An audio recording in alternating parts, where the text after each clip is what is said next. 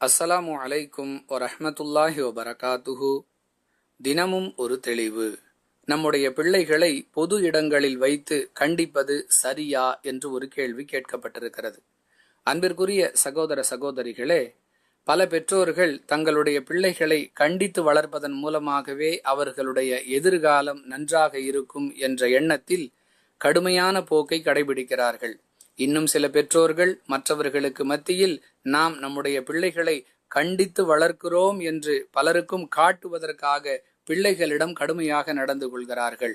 நோக்கம் எதுவாக இருந்தாலும் பிள்ளைகளை கண்டித்து வளர்க்க வேண்டும் என்பதில் எந்த மாற்று கருத்தும் இல்லை.